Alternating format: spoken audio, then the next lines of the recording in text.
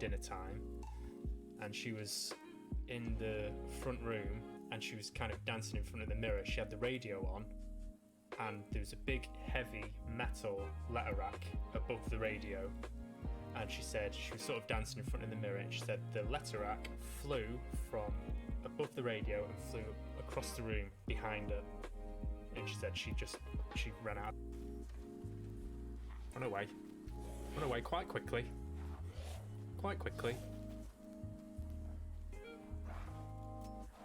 Oh right, okay. Shit the fucker bed.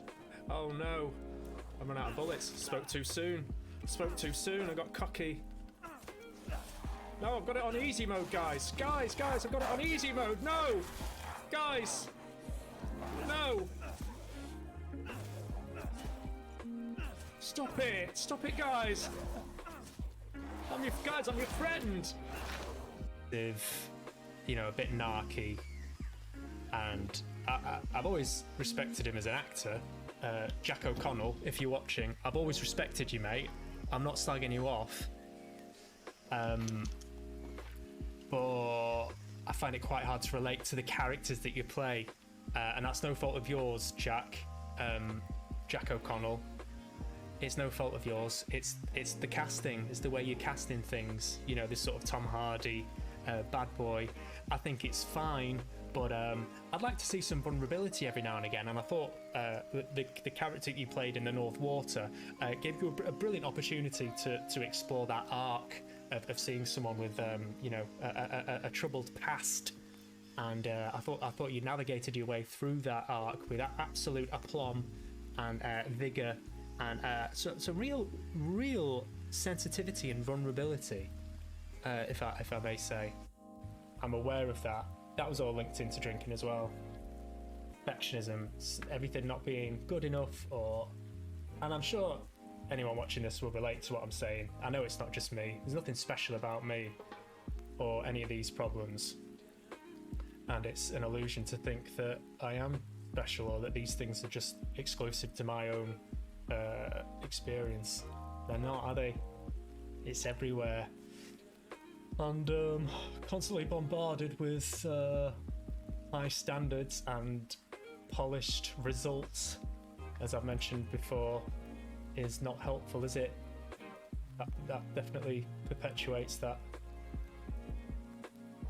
the idea of not being enough, of not being good enough, needing to be more, to achieve more. It's all bullshit.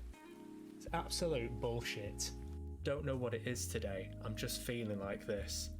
I know I get so wound up about it, but I don't know why am I feeling like this? I'm not drinking, I'm doing this, I'm doing that, I'm meditating, I've been for a run, I'm eating well, and I feel a bit sad. Man, listen, I feel a bit sad. And to be on the phone and be like, yeah? I'm like, well, I don't like it. I'm like, well, that's just life, man.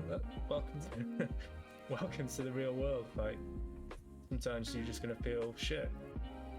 And that was a big turning point for me. It's like, well, okay, so I'm just gonna be all right with it. He's like, yeah, you feel a bit shit, and that's okay. And I was like, oh right, okay, yeah.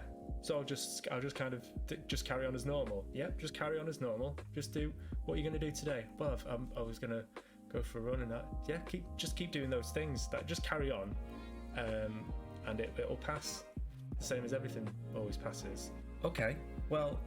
So for the viewers watching, let's see you do some magic on me via a Zoom call. Let's do it now. Okay. Well, you asked for it. I'm gonna do a big old magical tractor beam on you.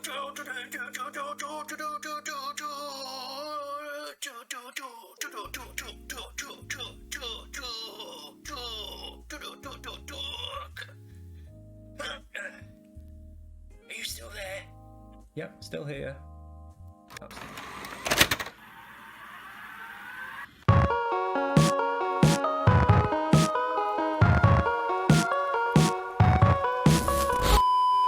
Oh, hi everyone. How are you doing? Welcome back to the Quiet Dog Podcast for me, Adam Jowett. How are you? Hope you're all well. I'm doing one of these live now. You'll notice I've got the little intro thing. I managed to do that as a live. I've got all sorts of things lined up. I'm going to try and merge I know previously I was doing like the pre-recorded things and the live things and kind of getting caught between the two stools. I'm now trying to do a more structured thing and do it live. So, still getting over the old nerves. Am I live? Just double checking. Yes, I'm live. Everything's fine. Check, check, check. So yeah. How have I been doing? I'm alright. I'm a bit tired. Just done this boot camp thing, this outdoor boot camp, which I dragged myself to at 10 in the morning. Feel pretty knackered, if I'm honest. Your body is supposed to sort of get this rush of endorphins and, you know, your body's sort of way of thanking you. It's not thanking me. It's going, what on earth was that? Why have you done this to us? We could have been in bed. So I was knackered after doing that, and I thought, I really can't be arsed doing a stream. Again, like I spoke about last time, the old comfort zone. Wanted to get nice and wrapped up on the sofa, just watch crap on Netflix. I really... Oh, just imagine that now. Just imagine it, not doing any of this, just... being safe and comfortable. But, no, I dragged myself on here because I thought I can't keep putting it off until I'm in the mood for it. That's the whole thing with discomfort, isn't it? It's supposed to be uncomfortable, and your comfort zone is comfortable for a reason, and it's because you're not pushing yourself. So I want to talk about a few things sort of off the back of what I was chatting about last week. So I'll get back into it. Watch this, guys. This will blow your bollocks off.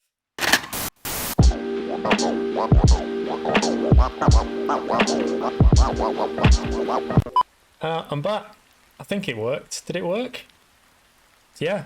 This is the well-being section of the podcast, which is live, which means I don't have to edit it, which means once this is done, I literally press upload and it goes straight onto YouTube. So I've got some notes here. This might be shit, but it might not be. The thing I'm trying to get into is like this flow state. I'm going to talk a bit about this, like how being in a flow state generally, for me, anybody can, I'm sure, relate to this. You don't necessarily have to be creative, I don't think, but I think creative people are more in tune with it. But it's the state where something is both challenging and engaging and fun at the same time, and you're kind of alleviated from the shackles of your own inner monologue, I think. And so if you like working out, some people achieve this when they're working out. You get into that flow state where it's both painful, but your endorphins are flowing, your body's pumping loads of blood around your system, and you sort of get it's a state of focus, I suppose, is what I'm trying to say. And I think one of the reasons I've been sober for nearly 3 years now, and I think this drinking was kind of tied in with that, the pursuit of that state. And I'm sure a lot of people can relate to this, and it's obviously why a lot of people drink. Some people can do it in a more healthy way. I certainly cannot, which is why I had to stop drinking, because it made me want to kill me old self. So I couldn't use drink to get to that sort of state, but it was usually after, say if I'd done a gig, like a stand-up gig, and it went really well, or I'd done a good show, there's a bit of a drop-off after that high, and then you want to sort of keep that going. So I would tend to drink a lot after things like that. Or it could be out of boredom, or feeling socially comfortable. And again, I'm talking about my own experience here. I'm not preaching to anybody. I'm speaking from my own experience. But that was a sort of goal with drinking, I suppose, and getting out of my own head about stuff. There's some funny stuff coming up, by the way. This isn't. It's not all going to be heavy stuff like this. somebody's got in touch. I'm gonna get to this. I've had some messages through. I'm going to recommend some things to you to watch, which I enjoyed, and I might play a bit of a game. But yeah, this state of flow and using alcohol as a way to achieve that, being comfortable socially, and getting out of my own head, just being relaxed, is such a daily struggle. And again, I'm not sure, I'm not just speaking to my own experience here. So I'm fascinated by this flow state, and a reason that I have meditated every day, but a few exceptions, is because it helps with that. It helps just sort of calm the mind. And one thing that I'm always coming up against is, I think there's a misconception with meditation. I've found it gets lumped in unfairly with spiritualism or religion, God, kind of airy-fairy notions of otherness, and it can all sound a bit woolly and a bit new age, hippie-ish, hipster-ish. And that's not my experience of it whatsoever. If anything, I think it's quite liberating from basically everything we're up against sort of on a day-to-day basis, like social media, marketing, advertising, all this noise and bullshit. Basically, it's hardlined into this culture, so much so that it becomes almost impossible to recognize it. And when it's how it affects your basic functioning on a day-to-day basis, this idea of comparing yourself, of measuring yourself against others, and the judgment of others, the judgment of yourself to what you have and don't have.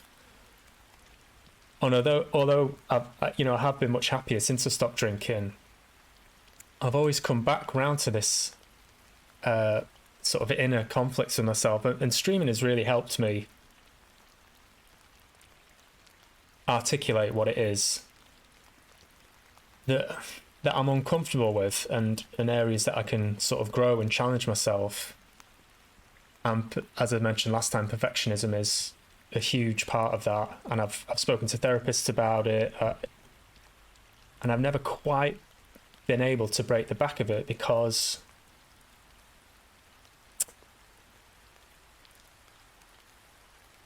I don't know. I think here's the thing with drink, is that it allows you to be a mess. For me, anyway, it gave myself permission to be imperfect, to just hit that self-destruct button for a bit and just let the wheels come off. Now, I'm not saying that I was never violent or aggressive or destructive to other people. I had problems in relationships, and there were times when my behavior wasn't good, and I've had to sort of apologize for that and make amends for that. But generally, it was a permission to just let the wheels come off and be imperfect, be a mess, and just let go of standards, I suppose. And so when I stopped drinking, everything, and I've had failed attempts of getting sober, and what would happen generally is I tried to get sober a few times when I was in a relationship, and I found what I did was I would sort of grab onto all these values and standards that I would set for myself. It's like, right, I'm stopping drinking, so I'm going to get to bed early, I'm not going to go on my phone, I'm going to eat healthily, I'm going to do this, I'm going to do that, so I'm not allowed to, because if I let go of any of these things, this might spiral into a drink. I don't know, so I'm just going to be extra vigilant. And this would sort of permeate into my relationship, and I would project these standards onto the other person, and then subconsciously sort of judge them for not having these standards. So that became unhealthy. But it started with me. It was unhealthy to have those standards on myself, and that again, that's why perfectionism is just fucking damaging and unhealthy, because there's no such thing, basically. So as I've kind of kept checking in with myself and how I'm sort of navigating this journey, to coin a wanky phrase, is to sort of keep checking in with that and letting go bit by bit. Like, it's okay to do this, you know. Just because you're doing this doesn't mean you're going to have a drink. Just because you're doing this doesn't mean you're going to start slipping into old habits. So I guess it's really been about trusting myself, and that, like, I go to meetings sometimes, like AA meetings, and I hear people chatting about not going to like, they've not been to a wedding for however long they've been sober, or they've not been on a stag do, or they're kind of avoiding these interactions, which is fair enough. Like, you know, you do you, whatever you need to do to get through the day. I'm not judging those people, but I kind of thought, fuck me, I can't live my life like that. I had to sort of let go at some point and go, right, I'm going to go to this stag do. I might fucking hate it. I might hate every second of it, but if I don't do that, then it's like alcohol's won, really, hasn't it? Like, the addiction has won.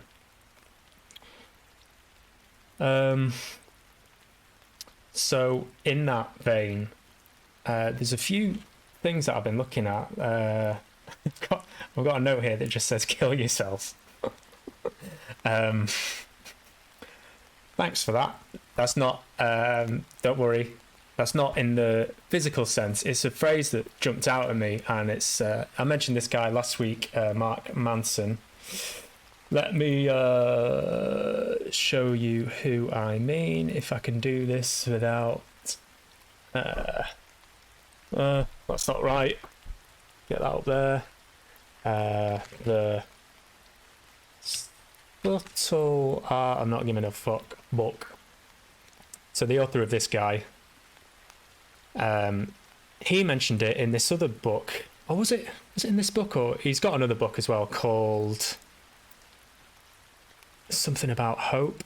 Everything is fucked. Now, that you might be thinking, this is fucking bleak and depressing. Everything is fucked, a book about hope. But it's actually not. It's actually the opposite. It's it ties in with a lot of stuff I'm quite interested in at the moment, really, because it's a great fucking antidote to perfectionism. And it's the notion that you're not special, you're not owed anything, you don't know anything.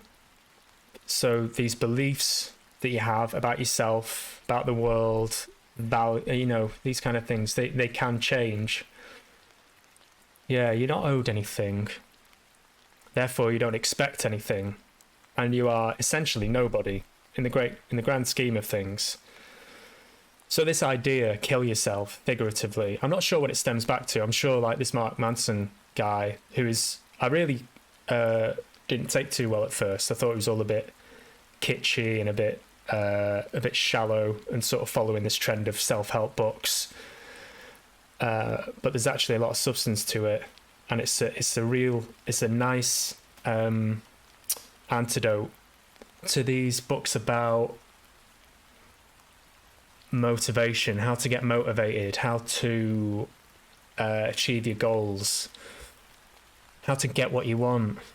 And what this guy is saying is, you're not owed anything.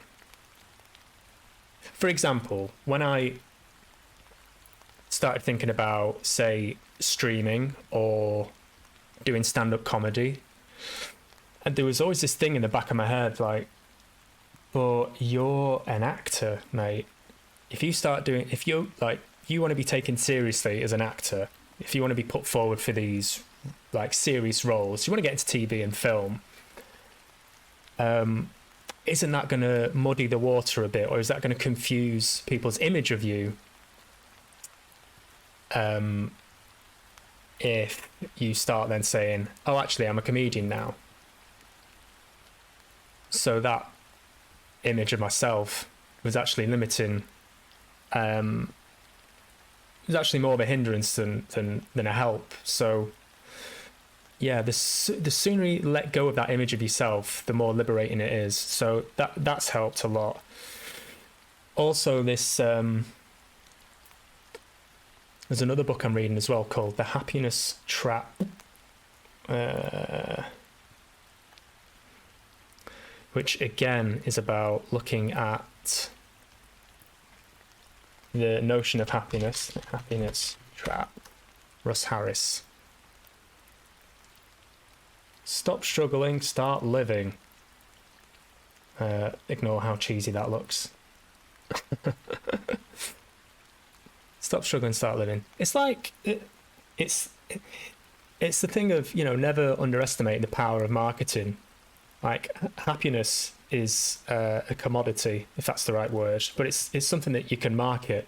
It's something that you can put in a pill. It's something that you can sell. Like, who doesn't want to be happy? And I'm finding how much of a daily lie that is. It's something, I mean, the less you can buy into that, for me anyway, what I'm finding is that the less you can buy into that paradoxically, the happier you will become. Because essentially that's the thing I was going to say about meditation as well, is that people get the impression with meditation is that the aim of it is to not have any thoughts, or that the thoughts you do have are supposed to be happy ones or peaceful ones or calm ones, you know, tranquil ones, serenity, all that kind of stuff. It's actually not. It's more about being okay with thoughts as they come up. My mum is she was a mental health nurse for years and then became a therapist, a cognitive behavioral therapist. And that is really about recognizing thoughts and how they arise, and distinguishing a thought from a belief, and then challenging those beliefs. Like, is a thought a fact? Because you think something, does it mean it's true? Or if I let this thought spiral, where's that going to get me? Does this thought empower me? Or does this thought hinder me? Does it make me feel good or bad? But the starting point really is that thoughts are just thoughts. And when you get into meditation, you can hold these thoughts really lightly. And that also means the more negative ones, like the self-critical ones, the ones that, you know, aren't so pleasant. So I know this is a bit heavy, but it's fascinating. I find this stuff fascinating. And again, this is leaning away from what I would consider spiritualism to be, and more towards psychology and evidence-based research and behavioral science. And really how that fits in with sort of modernity and, I suppose, capitalist culture, and how the two things are definitely not in tandem with each other.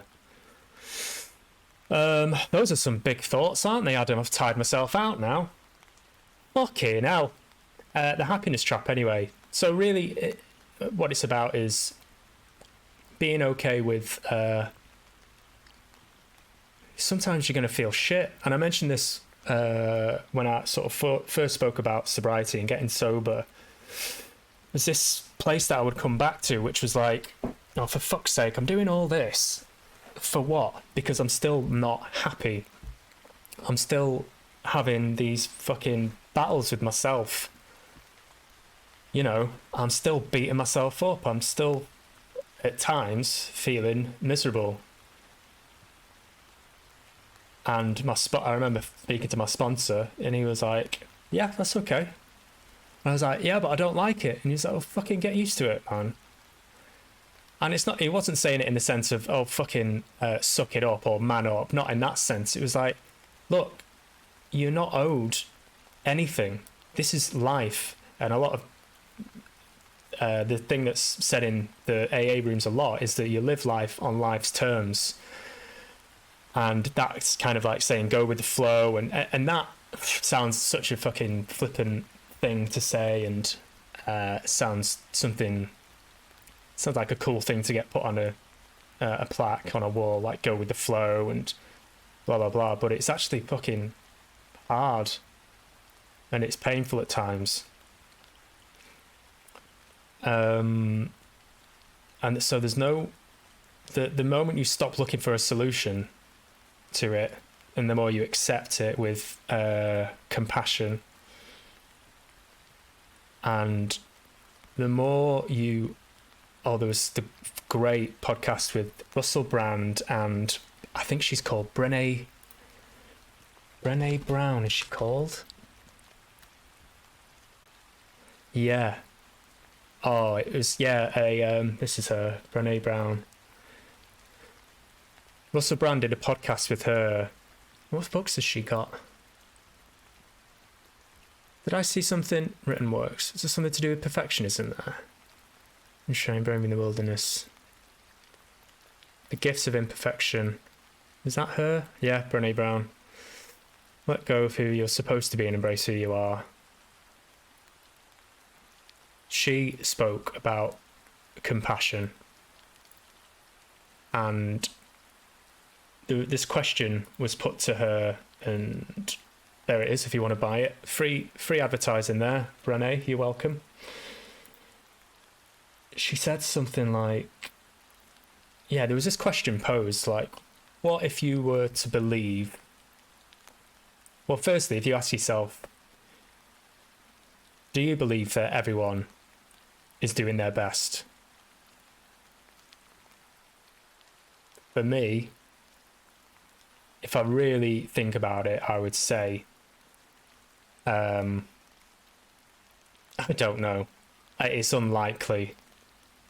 But how this conversation played out was that somebody said, do I think people in general are all doing their best? The answer is no. But if I believe that, it makes me feel a lot better. So that was a bit of an eye-opener for me.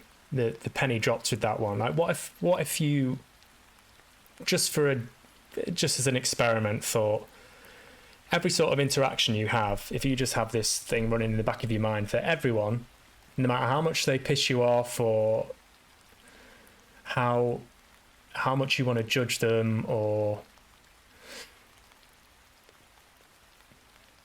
yeah, what if you had the belief that everyone is just doing their best? And that really is compassion, I suppose. And I've actually noticed that if I think that, or if I at least entertain the idea of it, I become so much more relaxed. I've noticed that I hate small talk usually. I fucking hate talking to strangers and kind of commenting on the weather and just these really trivial things. In the back of my mind, it's like I kind of have this high... I've always felt myself to be quite chilled out, but I'm realizing that I'm not actually as chilled out as I would like to believe. Like, I'm quite judgmental, I think, and I can be quite highly strung I can be quite judgmental of other people as well. Which I know everybody is to an extent, but the more I've let go of that and had, like I say, this thing running in the back of my mind, I've been chatting to people a lot more, and I feel much more relaxed. I mean, that probably sounds really obvious to some people. Like, yeah, if you're not, the less pressure the more you lower your standards and accept the flaws and the vulnerability in yourself, the more you'll acknowledge it in others, and in turn, the more others will feel comfortable enough to relax around you. But if you walk around with the notion that you're not good enough, like I should be doing better, then that becomes inhibiting, and you stop. I suppose you're not in a state of flow. You're in a state of constant second guessing, and so that's where I'm at.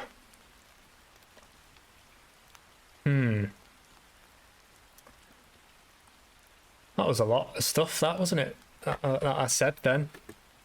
So I'm going to keep checking in with that, and I want to keep doing this, and even though it's uncomfortable, and I want to try, and no matter what sort of mood I'm in, even if I'm knackered and I don't want to do it, just keep coming back. I've stopped looking at the stats and the, like, as soon as you do a stream, Twitch email you and say, this is how your stream did, these are the amount of people that engaged with it, or same with Instagram. I've taken all that stuff off my phone. Like, I do check Instagram, but like once a week I'll check it, just see if any of you guys have been getting in touch. But it really does take the pressure off, and it allows me to just do this for the simple fact that it's exercise, and that it's uncomfortable, and it does make me feel vulnerable. So that's the only way growth can happen, isn't it, guys? The only way growth can happen. So we're going to lighten the mood a little bit now. Not that that was heavy by any means. If anything, that's all positive stuff. Or not. Maybe it was negative, and even negative is okay. So learning, isn't it? What have we got next, I hear you ask? You'll remember, diehard fans of the last, whatchamacallit. Oh, thanks for the follow. Sorry I've missed this, guys. I can't pronounce your name. And that was 32 minutes ago. So if you're still watching, Tub KXUW, thank you for the follow. I should have an alert that comes up on here, but I didn't hear it. Apologies for that. Speaking of this, let's go to the next section. I'll be right back.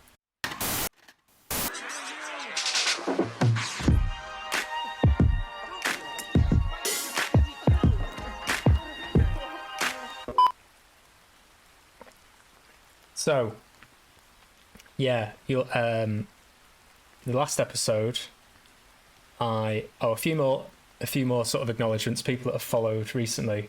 Freddie Landchance, thanks for the follow, mate. All OT, thank you for the follow. Example QBYG, I'm going to go out on a limb here. I think you might be a robot, but if no offense if you're not, but by that name, unless you are the rapper Example, in which case, much respect. Judge Judy Slayer, thank you for the follow. Drewwold23, thank you very much for the follow. Welcome. If you're watching this on YouTube, wherever you're watching it, welcome. Thank you for watching. I do appreciate it. Yes, now I have gone and got myself in some bloody hot water because I've been running the old bloody motor mouth off, and I said some things about Suicide Squad last week, which for some reason or another they've made it. I basically gave Idris Elba a bit of a rollicking for his, in my humble opinion, for his flawed performance in Suicide Squad. Not so much his acting. I'm not going to comment on his acting as such, but what I commented on were his comedic sensibilities and the way that came across in my humble opinion. Anyway, he has somehow someone's grasped me up basically, and this clip that I put on Instagram is, I don't know, it's been put in front of him, and he got back in touch. So this is what he had to say. Let's see if I can. Adam, this is Idris Elba. I've Yeah. heard some of the nonsense you have been spouting about me and my comedic acting skills. Yeah. I'll tell you one thing for nothing. If you say anything else bad about me, I'll be certain to give you a right good slap, make no mistake. Do you think I'm a bitch? Do you? I ain't no bitch, mate. I've had more fights than you've had hot dinners, and Yeah. you're getting me right good and proper wound up. Yeah. If you've got something to say it to my face like a real man. I'll be behind the bike sheds today at 2 p.m. sharp. Be there or be square. Me and my friends will be waiting, and by my friends I mean my bloody fists. In a bitch. Right. Well, firstly, Idris, if you're watching this, I'm a bit busy today. 2 o'clock. 2 o'clock. I've got to go and I'm having my dinner with my parents, so I can't. Even if I was going to fight you, which I'm not bloody scared of you, mate. I would have come out anyway. I don't even need my friends that I've got on my fists as well, and they're bloody harder than yours, right? Idris Elba, I'm not scared. I'm not. Nah. I'll tell you what. I'll meet you when I'm ready, but I'm not gonna do it at the moment. I'm not gonna come and meet you at the moment because I'm not gonna change my plans for you, mate. Fuck off. Nah.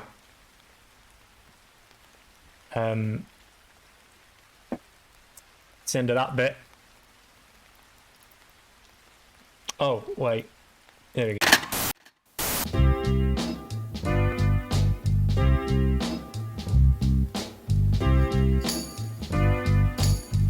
I'm not really prepared this bit properly. I thought what we could do is I could take like a funny sort of sideways look at the news.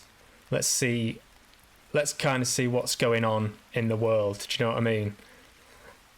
Let's and we can sort of go, oh, you know, like comedians do, though. Images, video, shopping. Patel, the best and worst. What's this? Oh, the new Bond movie's out, isn't it? It's not supposed to be any good. Let's see how it's done on IMDb. What's it called? No Time to Die. This is No Time to Die. How's about that then? Don't know why I did that. 7.6. Play trailer with sound. No, I probably can't watch it with sound. I'll be honest, I'm not bothered anymore about Bond. I'm not that bothered. The last one did not do it for me. Did not do it for me. No. There he is. Yes, he's with a lady. There he is. Yeah. I did like Casino Royale, I'll be honest. And then Spectre was good with Javier Bardem. Very good. Want to hear a bad word said about him, old Javier? It does look good, actually. I take that back. I will be watching it. I will be watching it. That looks awesome. I'll tell you what I did watch, and it was this documentary. Now, bear with... Fuck off. Cheer. Now, this series here, Cheer, it's on Netflix, and it's about cheerleading. Now, whether or not you're into cheerleading or the impression you have about cheerleading, I bloody loved it, and I am not a cheerleader. Far from it. They've won the grand championship several times. They could beat anybody. It's bloody fantastic. The physical prowess of these people, these young people, all of whom have different sort of different backgrounds, all have different stories, their own struggles, and it's very, very, very intense work that these people do the jeopardy they put themselves in. They're gearing up to this competition in Daytona, and it's just about, I think there's 6 episodes. It's very sort of condensed, and it's just about what they go through to achieve. I feel like I'll be judged sometimes. In my head, I just feel like I'm never good That enough. fucking balancing on someone's hand. It's like, you know, circus acrobats, and it's just mesmerizing. And you see this is the coach here. As I say, it's a very, underneath it all, if you forget about that it's cheerleading, but it's a very human story, and I found it very moving and compelling. I don't know why I'm talking like this again. Look at that. You keep going until you get it right, and then you I tell you, there's some keep going till you can't get it. there's some tumbles, and there's some broken bones, and there's some moments where you're like, oh shit. It's like edge of your seat stuff. But I kind of like the aspect of, because I'm an actor, I love this notion of what do you call it, sort of is troubadour the right word? You know, like the sort of traveling circus type. What's the meaning of the word troubadour? Definition: troubadour. Troubadours were poets and singers who used to travel around and perform. I suppose that's what I mean, but what I'm saying is, when you're an actor and you say you're doing a play, this you develop a really strong bond with your cast and the director, and you're all striving to achieve this one. Well, I suppose in theatre it's an ongoing thing. Once the show is up and running, you sort of, you know, you do that every night. But say opening night, it's this thing that you're all sort of coming together for, and that sense of camaraderie, and I love it. I love that sort of buzz and the kind of dynamic, the interpersonal dynamics it creates with people that you are kind of forced into relationships with. It's great. I love it. Live for that shit. I live for that shit. God damn. Well, the other thing I watched is Chappelle's new special, which may cause some controversy because he got into some hot water with the trans community for some of the jokes he was saying. And I mean, I'm kind of in two minds whether to get into that. I don't want to get too political, but regardless of all that, it's very, very, very, very, very, very funny, and Dave Chappelle is just one of the all-time greats in my opinion. Someone who's not afraid to just put himself on the chopping block. I mean, talk about vulnerability. In this day and age, I'm not like trying to paint him as a hero or anything, but I'm just saying I can understand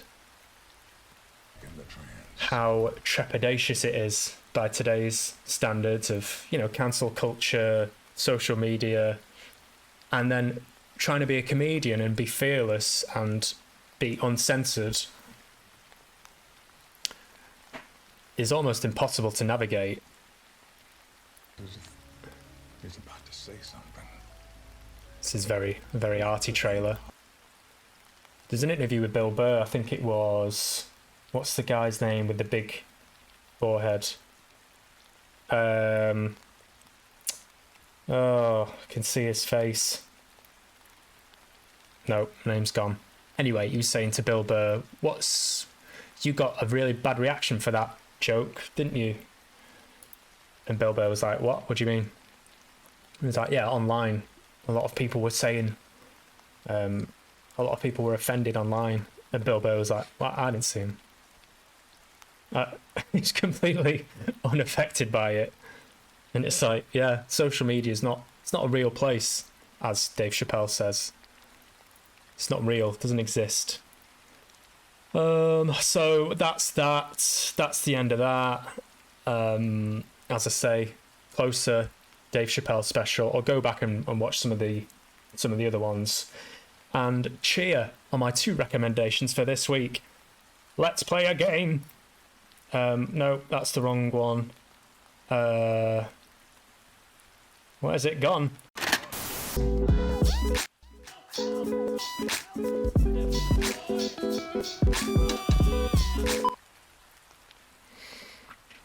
It's just loading up. Won't be a moment. If I do game capture, not playing Shadow of the Tomb Raider, Resident Evil Village. There you go. Now, apologies, I've got no idea where I was up to with this. So this might just be 15 minutes of me running around going, oh God. Continue. Yeah.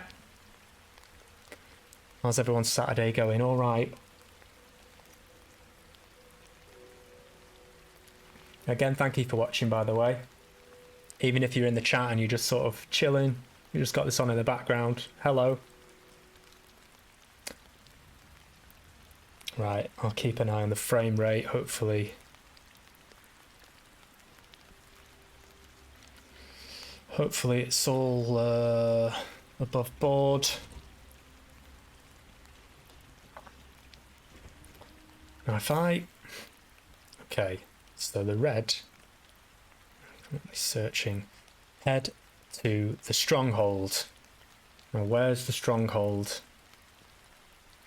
Feel free to backseat, by the way, if you are in the chat. Otherwise, I'll just struggle on regardless. Now then. Steve Coogan is playing Jimmy Savile. Did you know? Quite brave of him.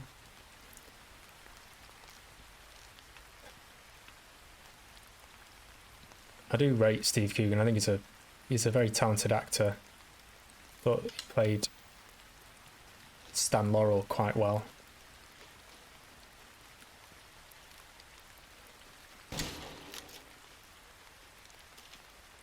The winds are severe. It won't last much longer. I can hear it shuffling about outside. It barely flinched when I shot it. It feels like it's toying with me. That isn't a wolf.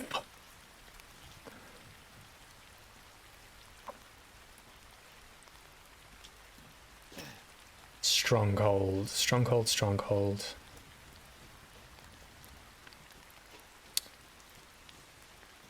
Stronghold is like sort of barricaded place, isn't it?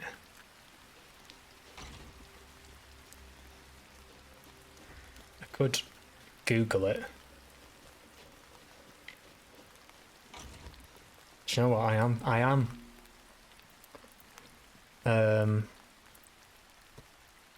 Where is the bed?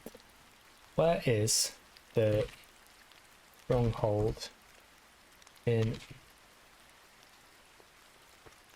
Resident Evil 8? Right, go to the path north of the church and unlock the 6-winged unborn key gate to open the path to the stronghold.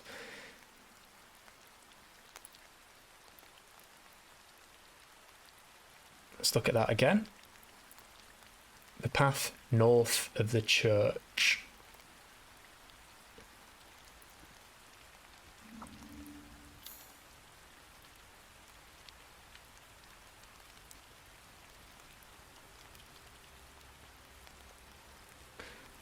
Why is it not? Collect rose 3 out of 4, so still need to get north of the church. Where's the church? Is that it there? Why is it not telling me?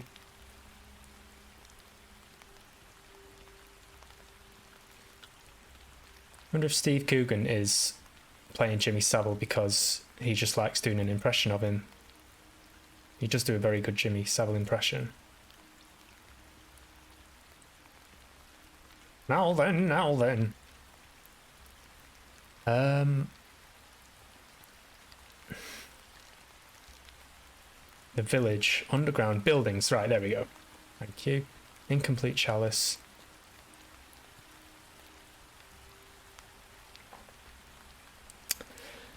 Right, oh, okay. I've got to get this one. Heisenberg. Right. So, go up there. Let's go this way.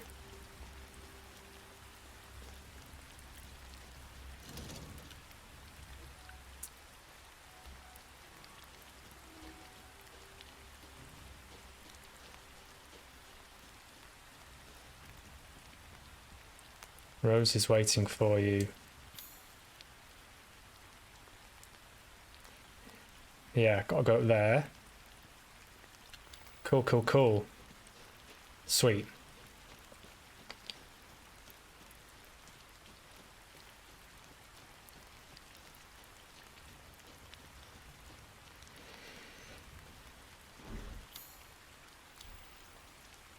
Yes! Well, that wasn't too bad. I thought it'd take me ages to pick this back up. Oh, it's muggy today, I tell ya.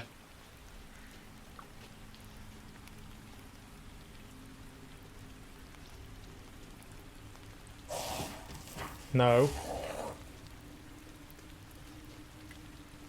No, I didn't mean to do that.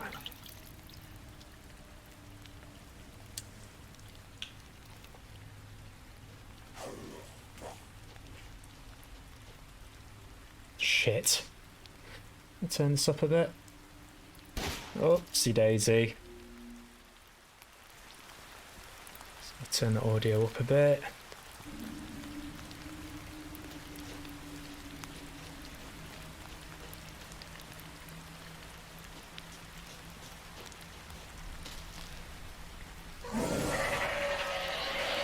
Oh, fuck you now. Oh, there he is. Cheeky little boy. Aren't you? Cheeky little boy.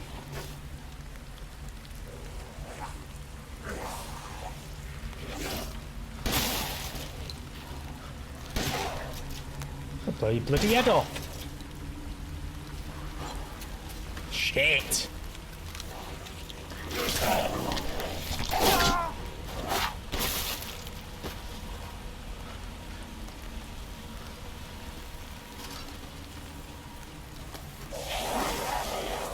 No. Guys, I'm your friend. Guys, what are we fighting for?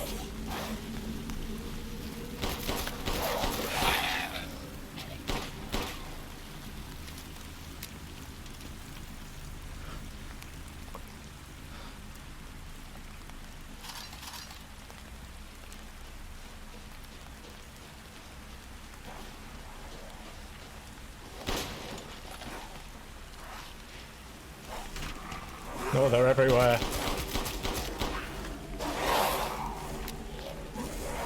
How'd you do a quick... There you go. That's a quick turn. The quick turn that we all know and love. Quick turn. Quick on the draw. Quick on the draw.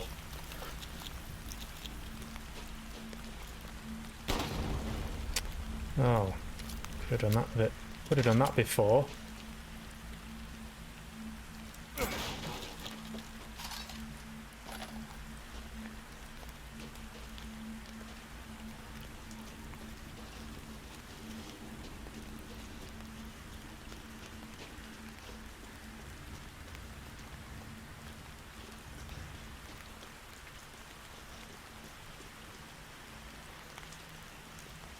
Hello? Hello? Are you dead?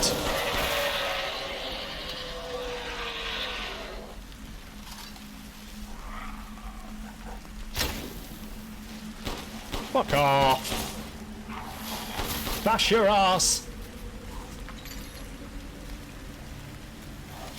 Oh, there's a barrel there. Let's see if I can Whoosh! Do you want some? I'll give it ya.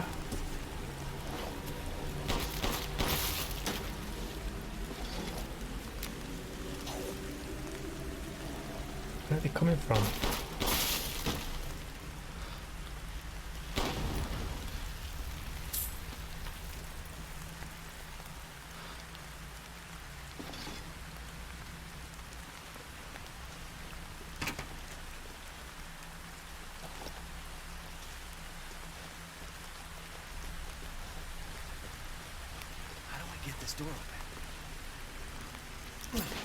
That's what we'd all like to know. Right, let's take some quick questions from the audience. By the audience, I mean this app. Who is the greatest villain, fiction or non, in your opinion? That's a good one. These questions are more. These are more like it. The greatest villain. Gonna have to say.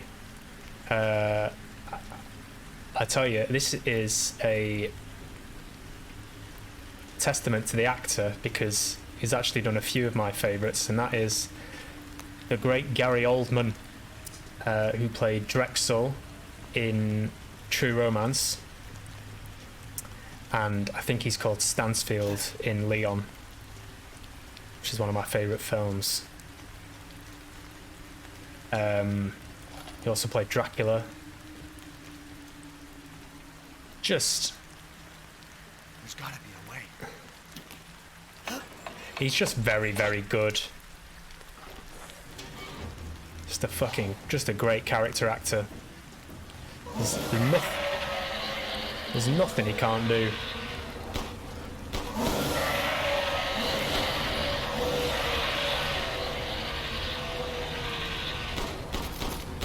I think he played Drexel. He literally came off the shoot of another film and started True Romance the day after. So he just playing one character in one film and then straight into another one. And I think that the filming of that scene only took a day. That's mad, that, isn't it, when you think about it? It's something so iconic. It's just one day in somebody's life. Obviously, you did a lot of preparation for it, but that's the thing I love about film. You become immortalized. A bit like these zombies.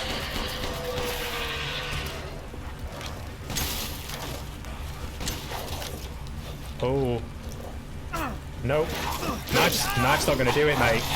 A knife is not going to do it. Shut up, shut up. What have you got for me? Running a bit low on the old ammo, mate.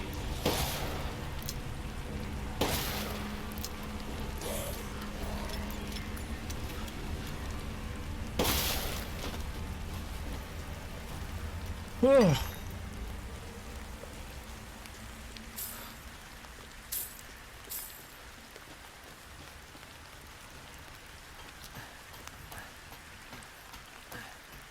If anyone's not seen True Romance, go and watch it.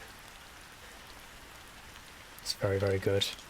When I say go and watch it, I mean buy it.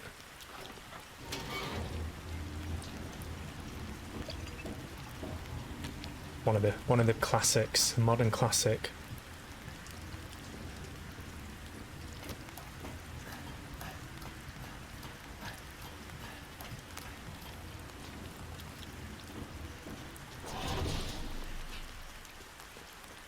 Can I save? Are you gonna let me save? I can't remember if this does auto-save or not.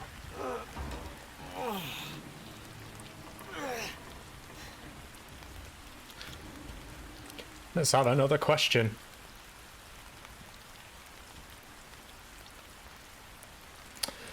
You are suddenly the boss of the company you work for. What changes do you make?